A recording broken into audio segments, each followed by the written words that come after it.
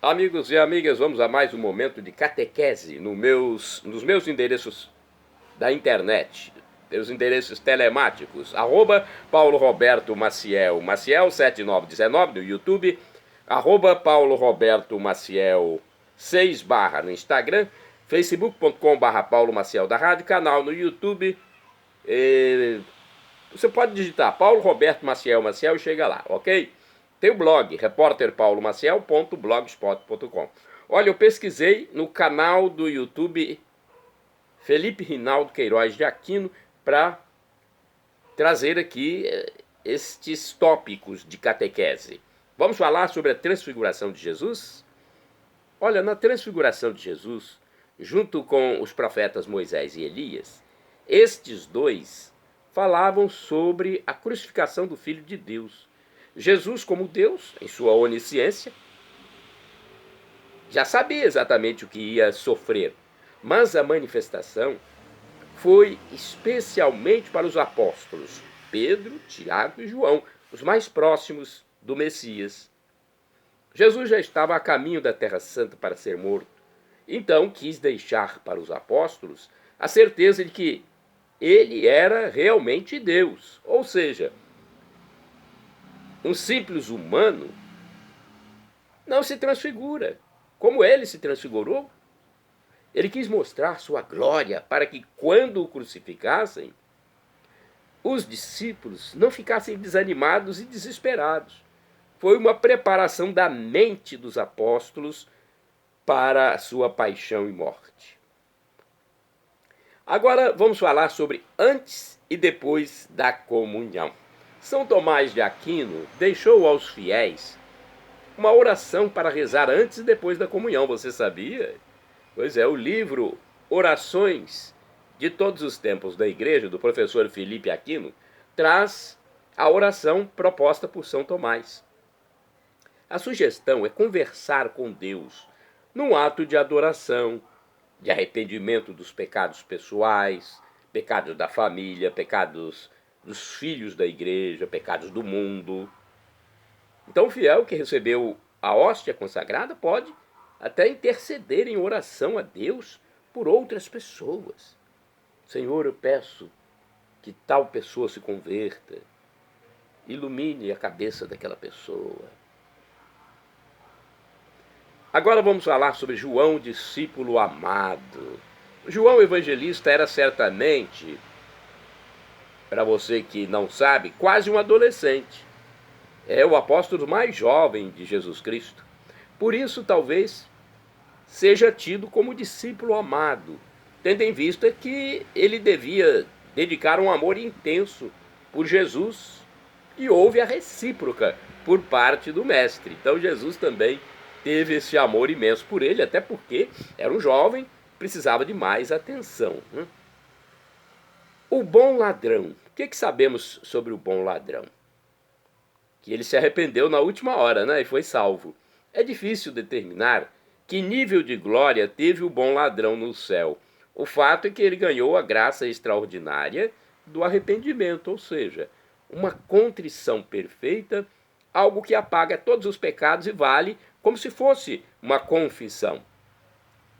Quanto ao nível de glória, somente Deus pode quantificar os méritos de cada um. Prelazia Opus Dei. Você já ouviu falar da prelazia Opus Dei? A expressão Opus Dei significa obra de Deus. Vem do latim Opus Dei. E vem a ser uma prelazia católica fundada por São José Maria Escrivá de Balaguer. Em espanhol, é um espanhol canonizado por São João Paulo II, quando Papa.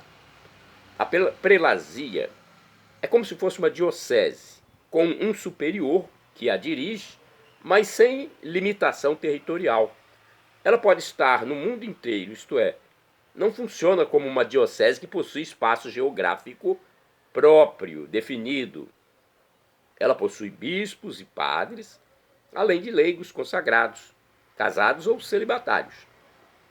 Esta prelazia Opus Dei possui a Universidade de Navarra, na Espanha, com importantes obras de teologia.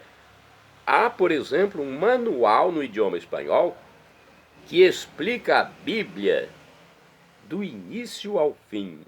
Olha que coisa importante para nós, cristãos.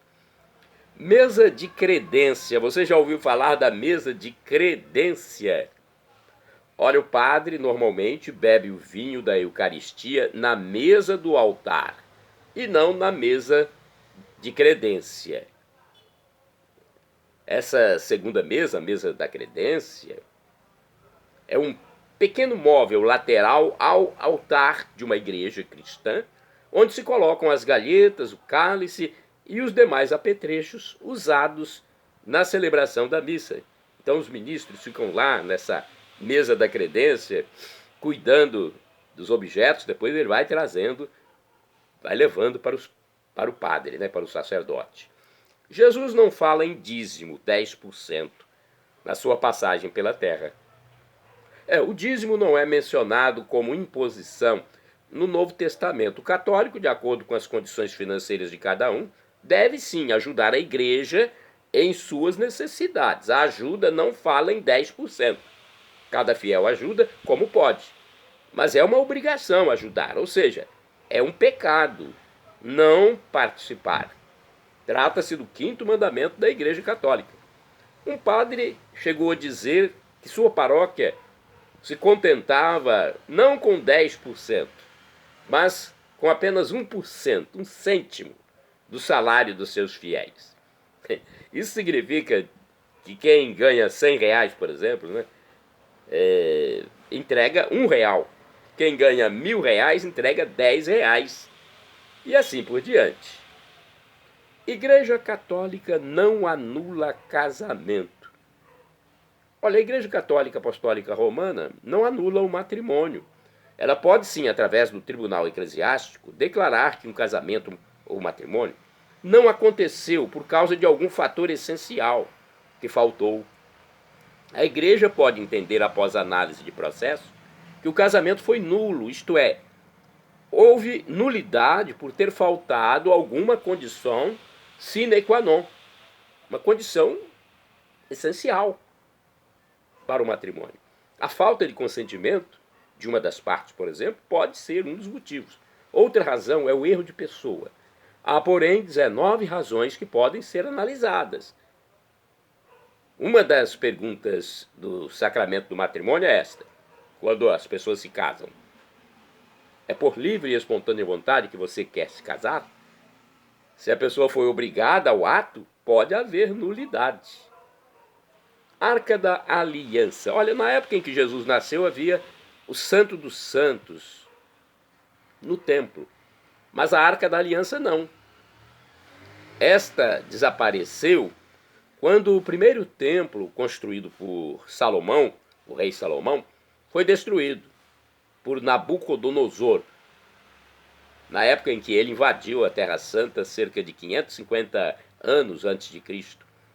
Na era de Jesus, havia um outro templo, este construído pelo rei Herodes, em que nele funcionava o Santo dos Santos, mas não a Arca da Aliança.